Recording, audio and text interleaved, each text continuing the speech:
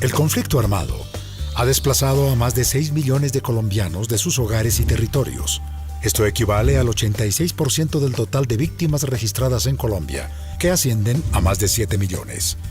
El retorno o reubicación de las víctimas en el lugar en donde decidan asentarse indefinidamente para buscar su estabilidad socioeconómica es una etapa muy importante en el proceso de restitución de sus derechos. El gobierno de Colombia, por medio del Departamento Nacional de Planeación, solicitó a la Unión Temporal Econometría, CI, realizar la evaluación de operaciones y de resultados de los procesos de retornos y reubicaciones con el fin de analizar la sostenibilidad de estos procesos en Colombia. Los procesos de retornos y reubicaciones se rigen por los principios de seguridad, voluntariedad, dignidad.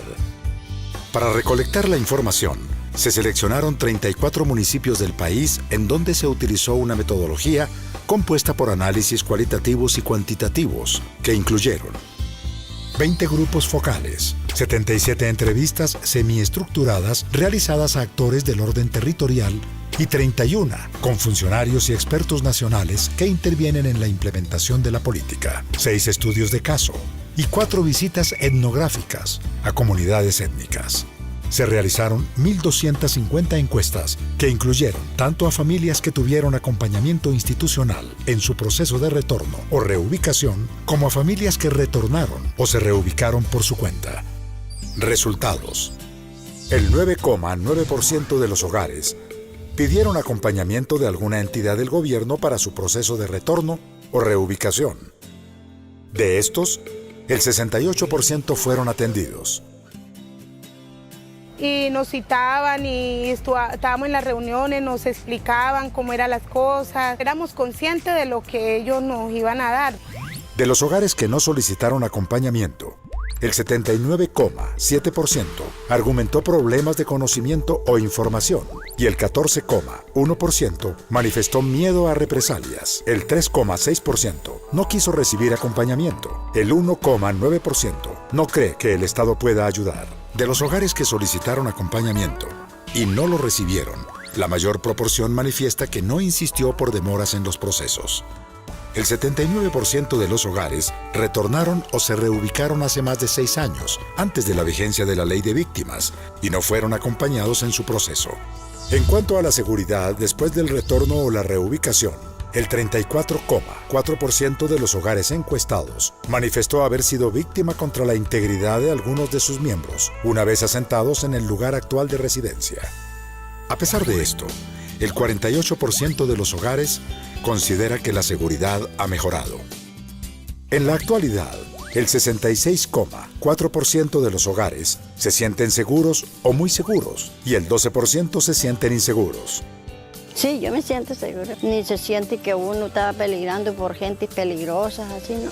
Sobre los servicios ofrecidos por el Estado, los hogares retornados y reubicados manifiestan haber recibido en mayor proporción alimentación y salud. Durante los últimos 6 meses, los hogares principalmente han recibido ayudas en forma de subsidios condicionados y atención humanitaria. En términos de goce efectivo de derechos, en proporciones mayores al 90%, se gozan derechos de educación y salud, mientras que un 30,6% goza el derecho a la generación de ingresos y un 20% el derecho a la vivienda. Frente a los indicadores de superación de la situación de vulnerabilidad, un 95,4% cumplen simultáneamente 3 derechos, mientras que solo un 1,66% cumplen 7 derechos. Aunque se ha capacitado a los funcionarios municipales, existe un gran desconocimiento sobre cómo llevar a cabo un retorno o reubicación. En municipios de mayor tamaño se han implementado los procesos y funcionan adecuadamente, pero se requiere mayor autonomía. En algunos municipios se elaboran planes de retorno o reubicación con el apoyo de la Unidad para las Víctimas, pero por falta de voluntad política y coordinación en la planeación, es común que estos planes no cuenten con presupuesto para su ejecución. Tanto a nivel territorial como nacional, hay insuficiencia de recurso humano y tecnológico para desarrollar el acompañamiento a los retornos y reubicaciones. A veces se categoriza a las víctimas de una forma generalizada y cada víctima tiene una particularidad. Entonces yo creo que en esa medida los protocolos a veces tienen que ser reorientados frente a la situación que en el momento se presente con la población víctima.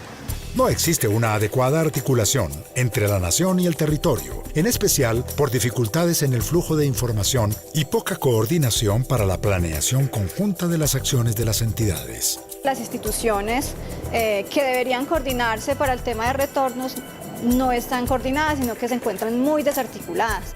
El concepto de seguridad que se requiere para desarrollar un retorno o reubicación es demorado y se desactualiza rápidamente por la dinámica local. Igualmente existen dificultades para brindar acompañamiento por parte de la fuerza pública. Pero ellos siempre se escudan en que ellos no tienen gasolina. Entonces, que ellos no tienen gasolina, entonces ellos no pueden hacer las rutas. Entonces, que la alcaldía por favor les ayude. Entonces la alcaldía dice, pero es que ustedes tienen un recurso realmente del Estado que baja para todas sus rutas. Bueno, nosotros le vamos a dar, pero entonces esperemos hacer un convenio. Y en eso se pasan los años y se tiran la pelota del uno al otro y entonces ellos no cumplen su función por eso. Muchos hogares prefieren no esperar y trasladarse por su cuenta. No hay un retorno digno, no hay una reubicación digna, pero para nosotros las víctimas no es claro que los den público, va a ser difícil mejorarlo en este país, entonces nosotros tomamos las decisiones por voluntad propia de retornar a distintos lugares. La firma de un acta de voluntariedad no refleja realmente la decisión libre e informada de los hogares para realizar el retorno o la reubicación, sino que se ha convertido en un requisito más dentro del proceso y suele percibirse por las víctimas como renuncia a la ayuda humanitaria, como la condición para obtener el incentivo monetario al traslado. Esta evaluación constituye un insumo clave para que las entidades de orden nacional y territorial desarrollen a través de los procesos de retorno y reubicación acciones eficaces que promuevan la integración de las víctimas dentro de las comunidades en donde decidan asentarse para iniciar la ruta que las lleve hacia su estabilización socioeconómica.